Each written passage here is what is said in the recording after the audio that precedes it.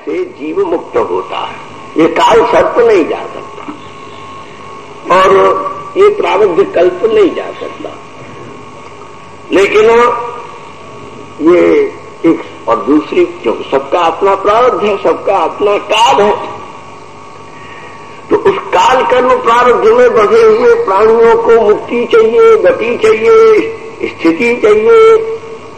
और ये 10,000 दंडकारण्य के ऋषि सर्वे कालानुसंग काल प्रतिबंधे रहता, इनके पास काल का प्रतिबंध है, माया का प्रतिबंध है। इनके पास में अनेक अनेक साधन किए हुए उनसे उनके पास में पुण्यादि का प्रतिबंध है।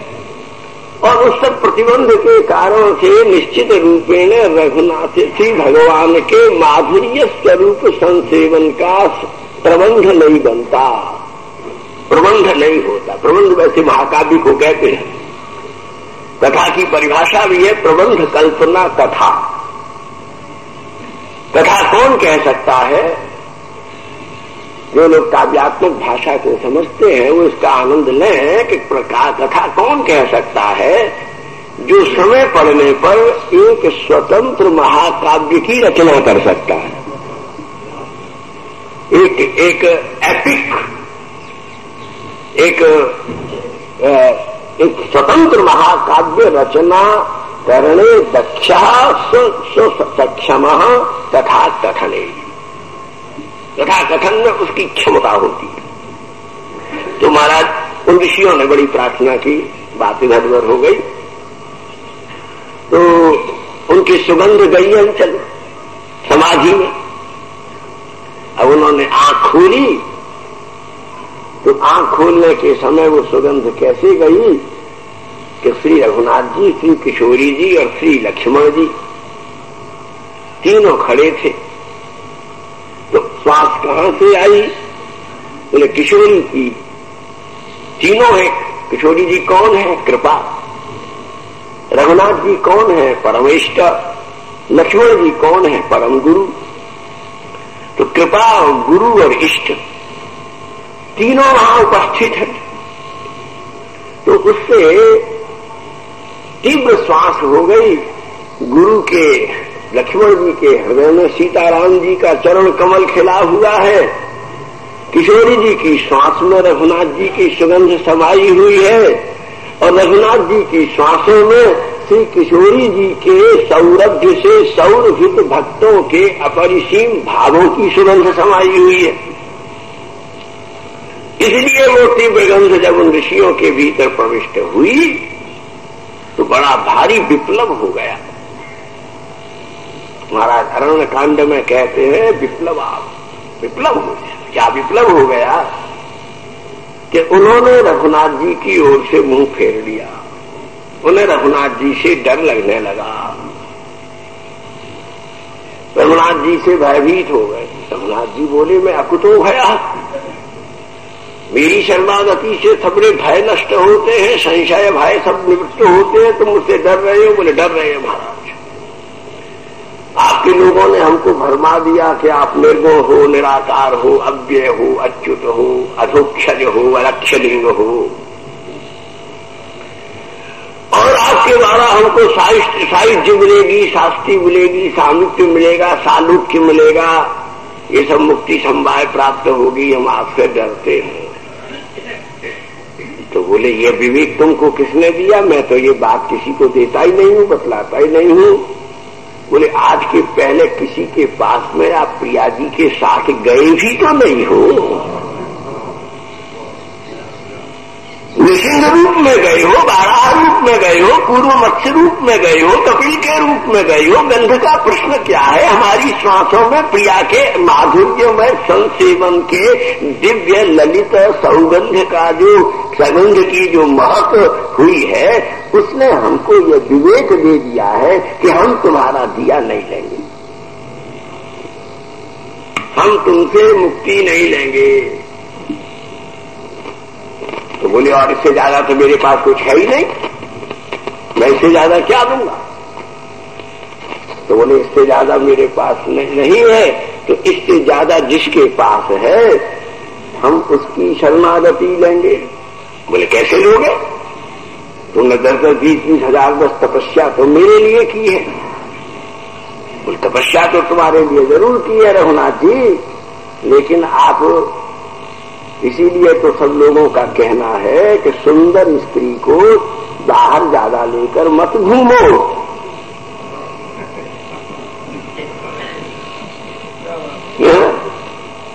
अगर उस पर किसी की बलिष्ठ की दृष्टि पड़ गई तो महाराज रावण जैसे भी तो हैं, घूम ही रहे हैं। अतिरूपाधृता सीता, तो उन दुष्टों ने तो अपने दृष्टियों में पर दूसरे की सुंदर स्त्री का अपहरण किया है। लेकिन महाराज आपके पैर, आप वैकुंठ की स्वामिनी को जो लेकर के धरती पर उतरे हो, तो तुम्हारी प्रिया जी का सबसे कितना माधुर्य, कितना गुण, कितना लौल्य, कितना लालित्य, कितना कारुण्य, वात्सल्य, वैदग्ध्य, कितना अनुराग, कितनी कितनी पेशलता, कितनी अत्यंत करुणा परायणता, दीन जन परिपोषण का जो अत्यंत आर्द्र अर्थ स्वभाव भूमिका है, ऐसी प्रिया जी को देखने के बाद तुम्हें कौन चाहेगा?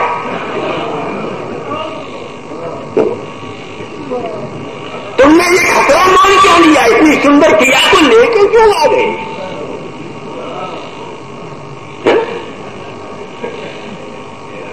अब हमारा मन इन पर, इनके चरणों पर मोहित हो गया है। हम इनकी दी हुई मधुकरी खा करके जीवन यापन करेंगे, तुम्हारे दिए वैकुंठ नहीं जाएंगे। तो आधाय मूर्धनि और तव्य दंडकारण्य के सारे ऋषि। अच्छा, उस समय एक सुयोग था। घर में भी तो बड़े सुयोग होते हैं ना। घर के नौकरों की कब बनाती है? जब मालिक मालिकन आपस में लड़ जाते हैं, वे आपस में लड़ते हैं।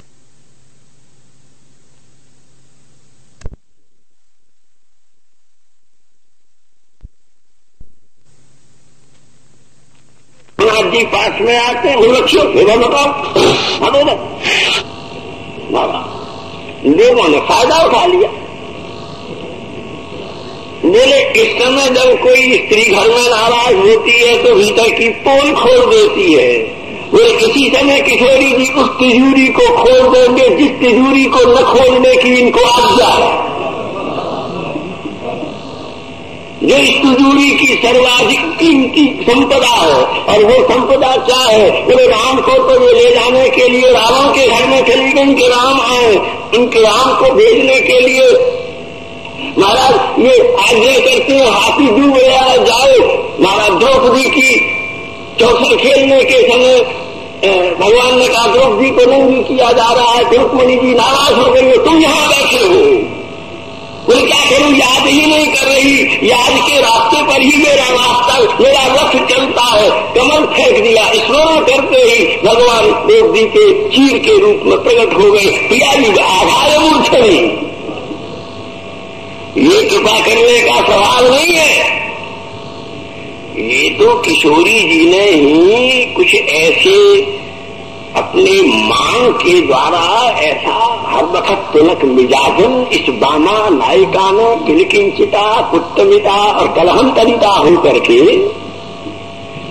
कलहंतरिता नायिका होकर के मगाना चलता भी उनसे कह दो नहीं है। बोले क्यों? बोले मात मेरे आ रहे हैं, बहुत दुखी हो गए हैं, आंसू बह रहे हैं, किशोरी मान जाओ, अब मान शमन करे। तब पूछो ईश्वर बने फिरते हैं, किसी पात्र के ऊपर अपात्र के ऊपर कृपा करके आए हैं। इनको मालूम है कि मेरे कटाक्ष, मेरी मुस्कान की कीमत केवल यही है कि किसी गरीब और अपात्र पर तुम कृपा करिए और तुम पर मैं अपना प्रेम बरसा दूंगी। मालूम थी मेरे इस स्वभाव को जानने के बाद भी मेरे पास में ये बिना किसी पतित का उद्धार किए बिना चले जाते हैं, तो किस मुंह से किस कीमत पर मेरा प्यार मांगते हैं? ये कहूँ भाई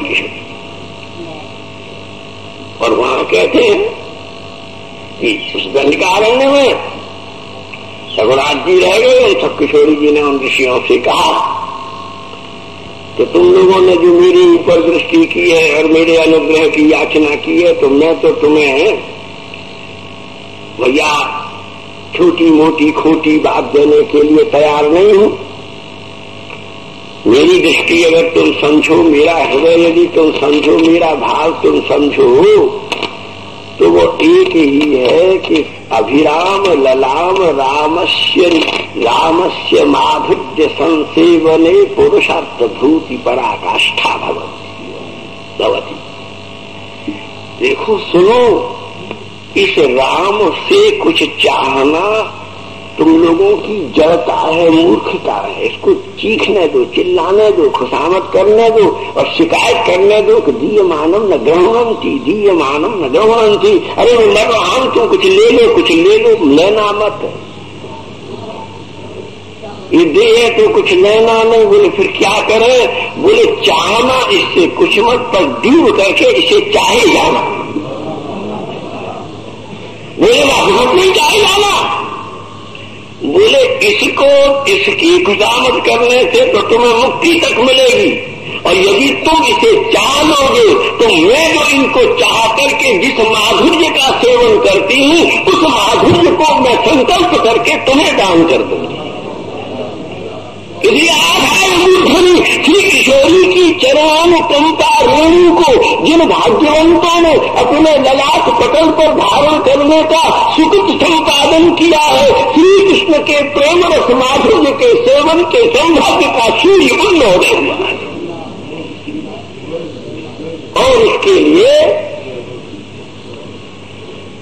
कोई दूसरी विडंबना विकल्पना शास्त्रकारों के पास में नहीं है। महाराज ग्रंथकार महानुभाव कह रहे हैं कि ये ऐसा ही दूसरा उदाहरण।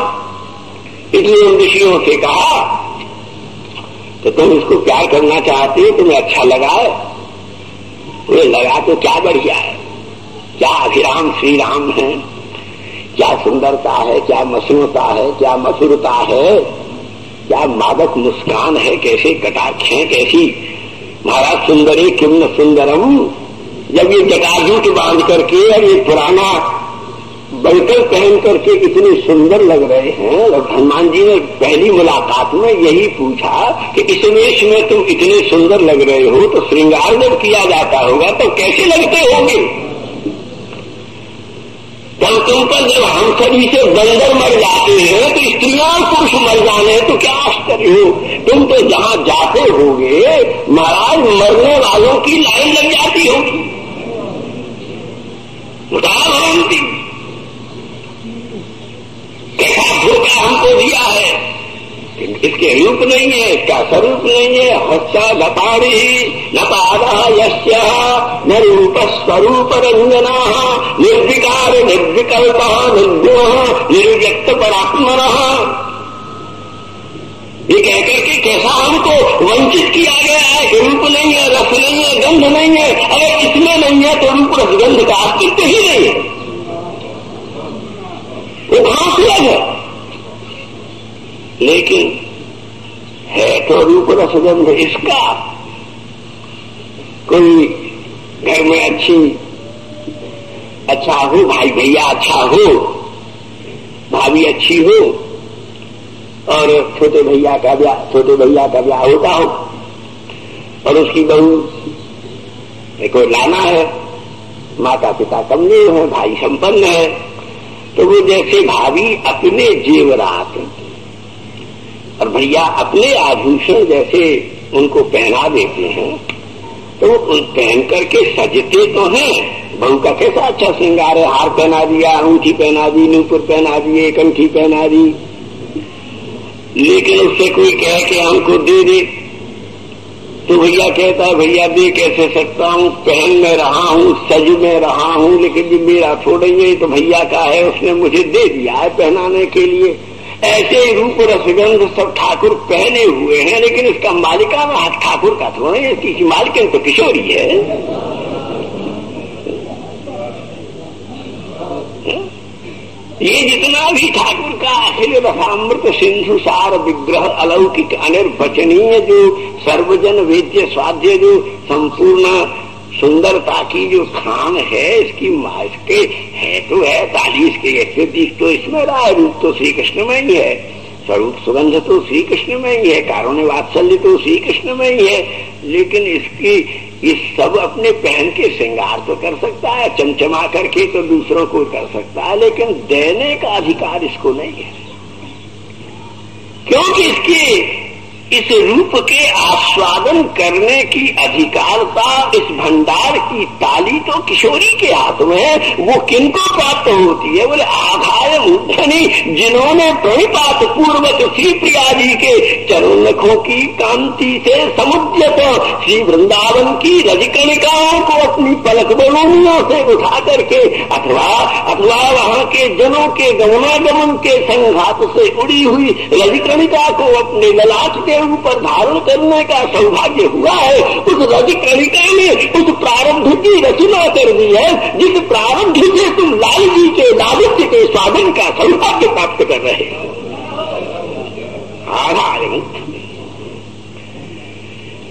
यह सुयोग तुम्हारा किशोरी की कृपा से बन गया। ये ज्ञान कंपा संपा संजात। अरे भैया, ये पत्थर तो बड़ा मजबूत था, ये कैसे टूट गया? तो बोले प्रियानुकंपा संपा संघात गता। प्रिया जी की अनुकंपा की संपा बिजली को दी। कैसे को दी? कोई लाली आंख बंद कर, आंख बंद कर। कोई प्रेमिक है न आंख बंद कर लो। बोले क्यों? बोले तुम पलक यूं करती हो, आंख से देखती हो, तुम्हारी ये बिजली मेरे हृदय को तोड़ दे रही है। कटाक्षेन भग्नम, कटाक्ष से ही अंतःकरण का पत्थर टूटता है, और उस बिजली से पहाड़ का पत्थर टूट करके झरना पैदा करता है। तो प्रिया जी के कटाक्ष से ये जीव के मन का पत्थर टूट करके कृष्ण प्रेम की मंदाकिनी प्रकट करता है। इसका अन्य कोई विकल्प प्राप्त नहीं है। इसलिए इस श्लोक में सारे